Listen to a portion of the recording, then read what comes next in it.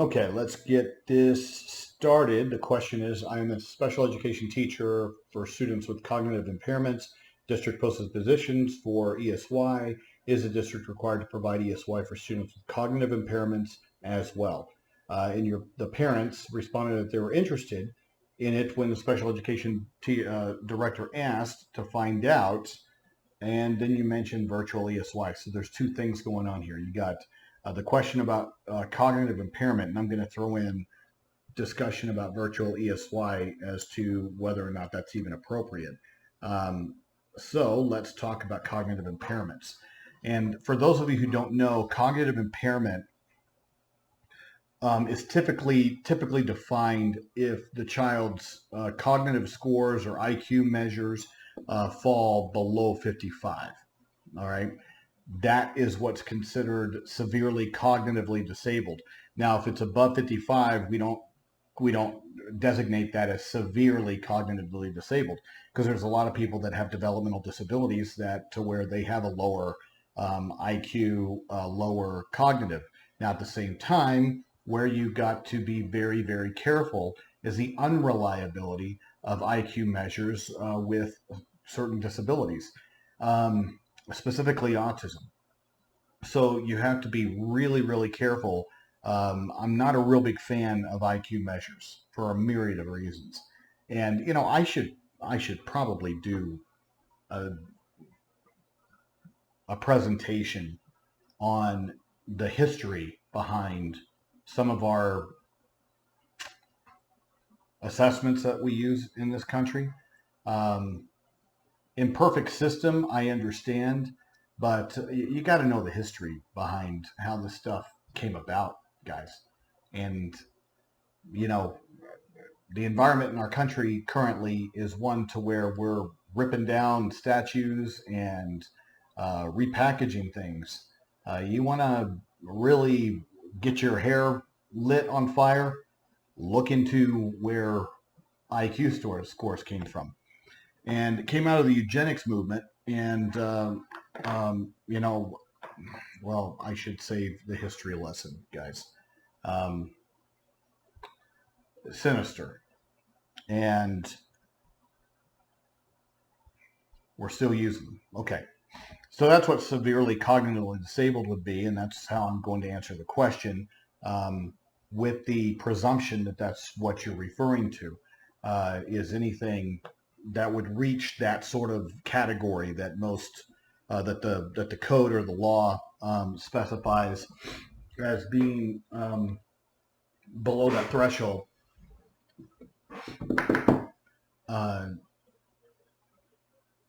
Lost my train. I was about to sneeze. That's why. So I was trying to be, really smooth about it, but yeah, it happens. Let's get back on track.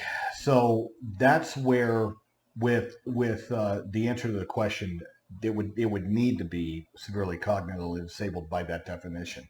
Now, are they entitled to ESY? Of course they would be, if they meet that same analysis that applies to all students with IEPs. And that standard, even though there's an example in the law, and the example in the law is whether the child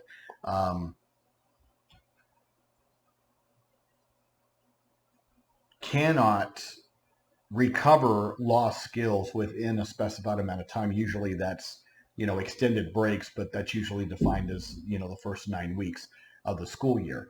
And the reason that is that's equitable. We do that with all students. Every year, the first 9 weeks is typically used as a refresher for last year's information. So it's not discriminatory to have a similar standard when it comes to a recoupment analysis. And that's what it is. It's a recoupment analysis. And that's what we use. We use the long period to break to determine whether or not the child, it takes that amount of time for the child to relearn or recoup those skills. Now, I have many school systems that will say that my severely cognitively disabled client doesn't qualify for ESY, and the justifications that they give is borderline claiming that my client is uneducable. Okay, and that is heinous. It's disgusting, but it happens. Okay, and so school systems that treat their severely cognitively disabled as uneducable, which they're not going to come out and say it because you're not supposed to say it. Um, they just hold these feelings deep inside and here, and their hearts are heavy, and it's called soft bigotry, guys. It's just the low expectation. The soft bigotry of low expectation is the phrase, and that's what it is. Now, nobody says that means that you have hate in your heart. Doesn't mean that you're holding on to discrimination. I'm not implying that at all. But what I am implying is that there's a whole bunch of people running around right now that the only benefit that they're truly getting from the positions they hold and the things that they're doing currently is for this. It's for themselves. They're not really doing anything substantial to change.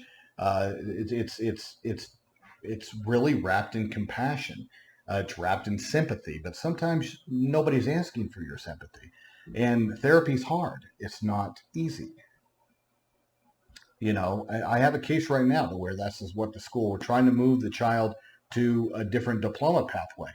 The school system absolutely is resisting. Why? Because they don't want to see him fail. We haven't even given him a chance. So you don't even know what he's going to do. You haven't even given him an opportunity to fail. And so the presumption isn't there. See, the presumption of competence isn't there. And the excuses and the justifications that they're giving to the parent and to me is that they love him too much. They love him too much to put him through that. And I'm like, I don't know where this world is going. Absolutely baffles me when I hear these kind of excuses, because they're not made up. These are true feelings, and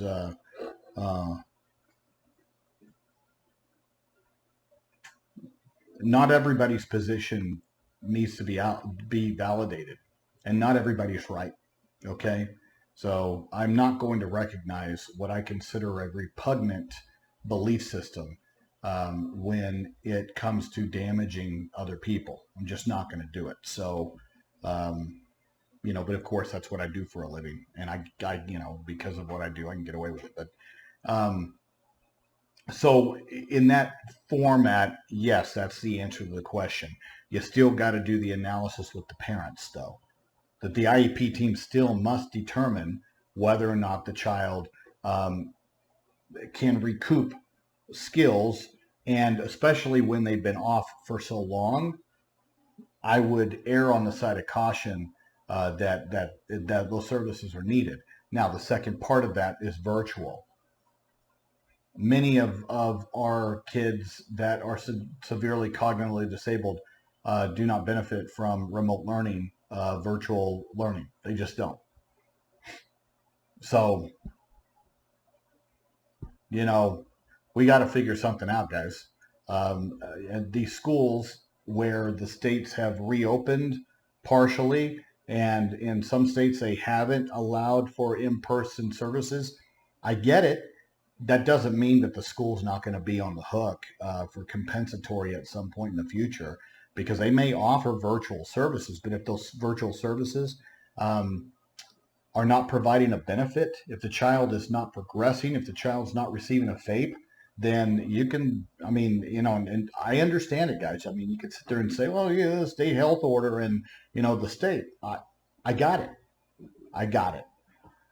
But at the end of the day, and we won't know this until the future, but I am banking. If this was odds in Vegas, I would put a lot of money on this odd that the courts are going to be overturning a lot of these state orders as being excessive.